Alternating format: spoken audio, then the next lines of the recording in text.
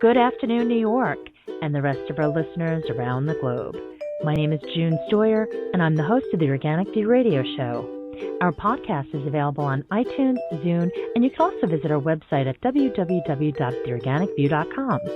If you'd like to be on the show or would like to find out about sponsorship opportunities, please contact us at questions@theorganicview.com. Today's show is sponsored by Eden Foods, the most trusted name in certified organic clean food. When you shop online at edenfoods.com, enter the coupon code ORGVIEW to receive 20% off any regularly priced items, excluding cases. For other promotional offers, please visit theorganicview.com's website. And don't forget to check out our contest section. Sulfoxaflor is back in the news. Recently, EPA permitted the toxic pesticide sulfoxaflor re-registration. On today's show, Michele Colopy, who's a program director from the Pollinator Stewardship Council, is going to talk about what this means for beekeepers.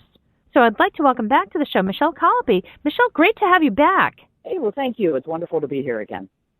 Michele, before we begin, can you just quickly explain to our listeners what the Pollinator Stewardship Council does?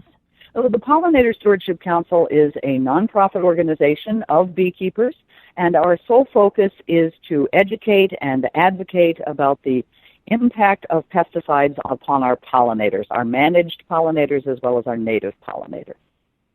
Well, it's great to know that your organization exists because we definitely need people out there fighting to make the changes happen that are needed.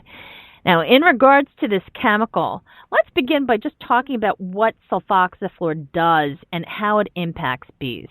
Well, sulfoxaflor is a highly toxic pesticide to bees. The label clearly states it is highly toxic to bees when bees are exposed to it on blooming plants or weeds.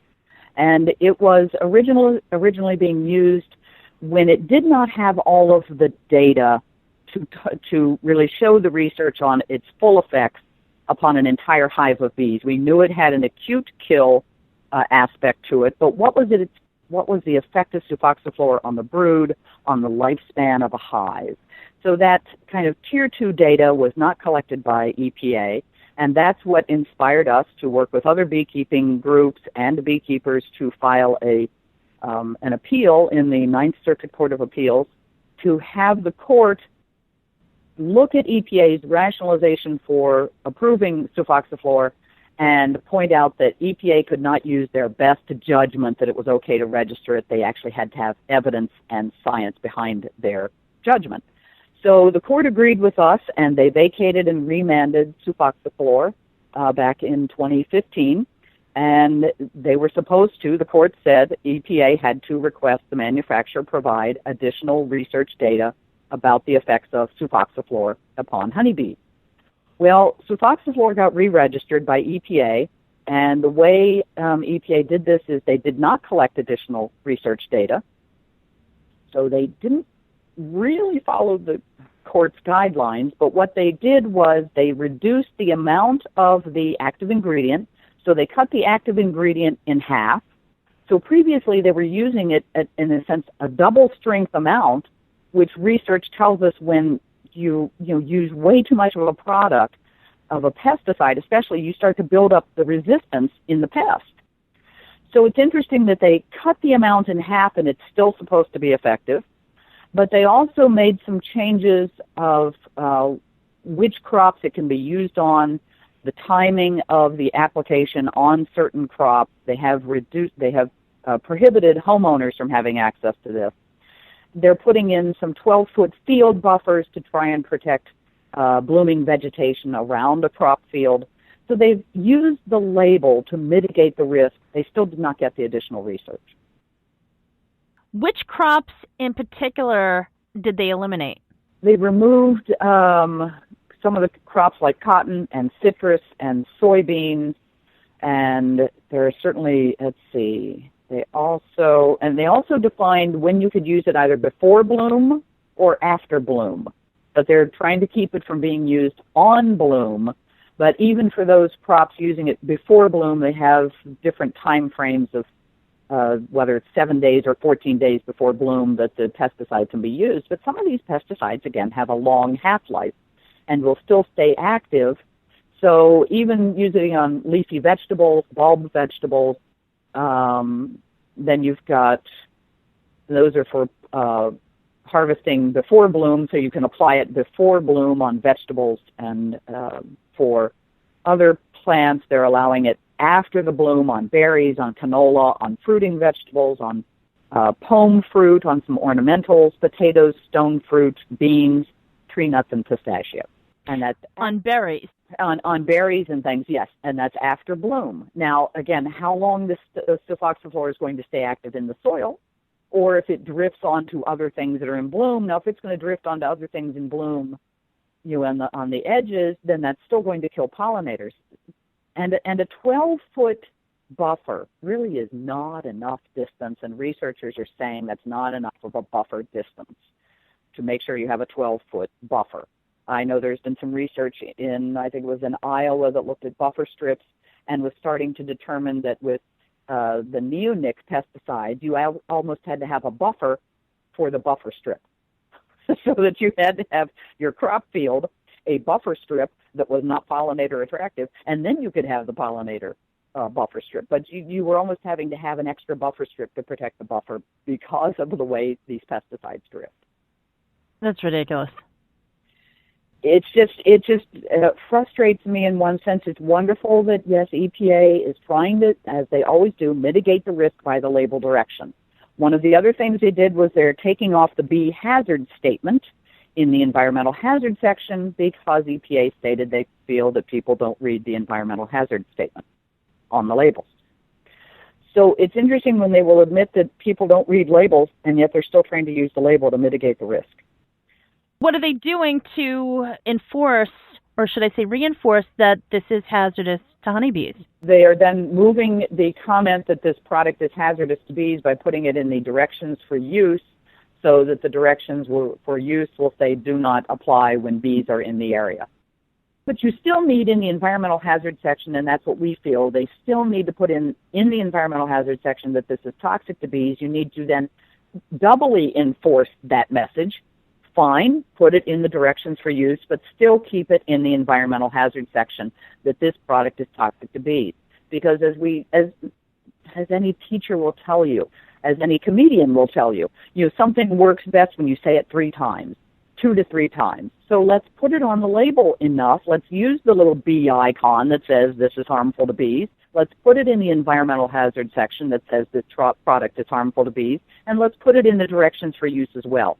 But moving it from the environmental hazard section, we feel, weakens the label and weakens the information provided to pesticide applicators and farmers, again, putting bees at risk.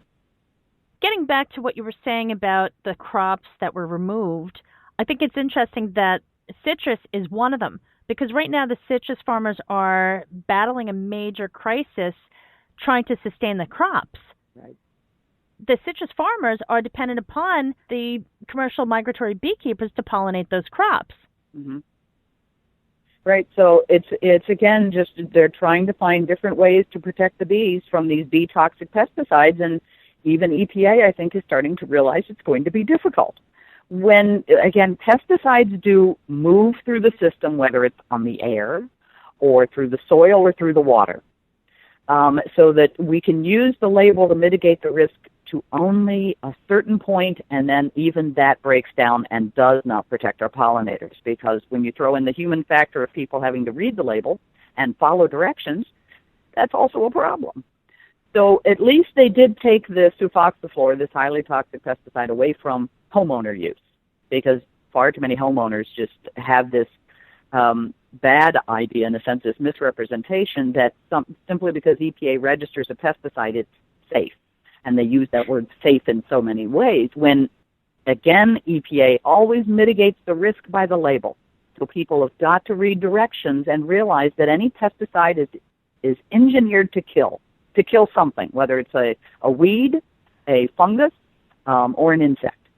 Michele, what I don't understand is sulfoxaflor is a chemical that targets the sap-sucking insects. That was one of the reasons why they were pushing it for citrus and also for cotton. So it almost undermines the whole initial goal of using it for those crops, and now they've removed those crops from the label.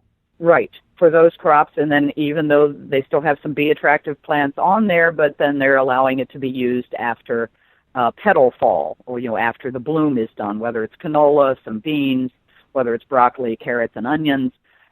Even they are removing it for sod farms, so at least the pesticides won't be around if there's some clover that happens to be in the sod.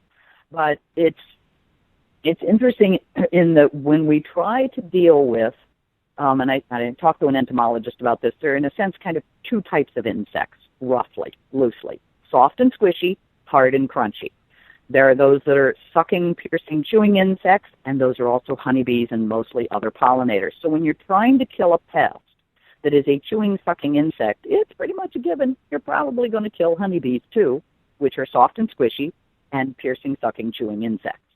So whether they're leafcutter bees that are going to go out into these fields that have sulfoxaflor sprayed on them, and they are using, cutting out portions of the leaves and simply to make their nests, they're going to be exposed to sulfoxaflor. So it is a concern, and I find it interesting that there was a report that came out globally that was it was called a horizon scan of future threats and opportunities for pollinators and pollination, and they found that this systemic class of pesticides, the sulfoxamines, are the second highest priority issue threatening pollinators, and here we are re-registering sulfoxaflor. It's baffling. The reason that I brought up the citrus and the cotton is because from what I understand, that was one of the reasons why they initially granted the emergency registration. So it's just quite interesting that it's come to this point. Right. There were certainly a number of emergency exemptions throughout this year in a number of the crops that are, of course, still included, cotton, citrus, certainly pistachios, I think even pecans. So, they didn't really change much. They're trying to protect pollinators. But again, this is a bee-toxic pesticide. So bees are still going to die. We can try to do our best, and hopefully farmers will read those directions for use and not apply these products when the crops are in bloom. It just concerns me that, again, when we have a global community of researchers to come out and point out that the class of pesticides called sulfoxamines are the second highest threat to pollinators globally, and we've re-registered it in this country. Michele, let's talk about tank mixing for a moment. Well, it almost seems as though unless the chemical blows up, they go with it.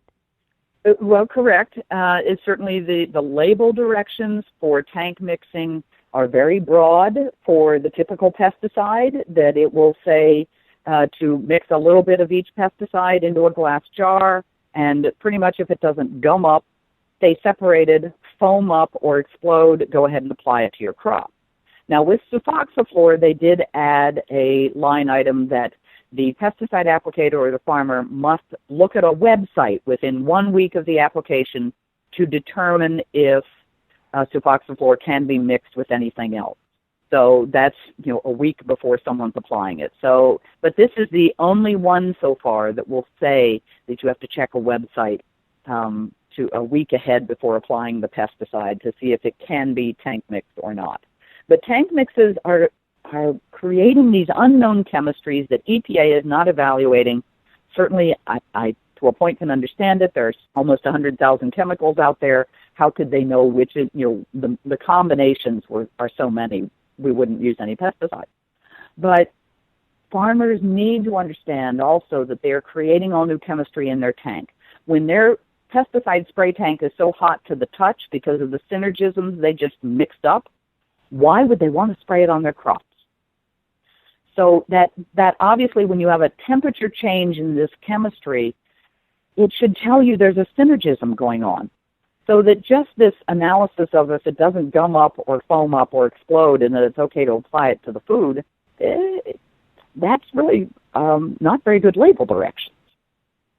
So the tank mixing has been an issue, continues to be an issue for beekeepers, especially with things like fungicides, which are never tested for bees.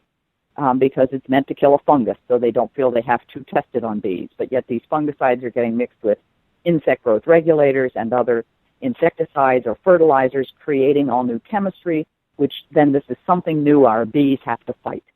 Michele, what are the next steps as far as trying to get EPA to reconsider? Well, certainly we're going to be monitoring what's going on out there with how it is used in the field. We're going to be working with our beekeepers to report their incidents around the use of sulfoxaflor, as well as all of the other pesticides. Because without this data, then EPA thinks everything is hunky-dory.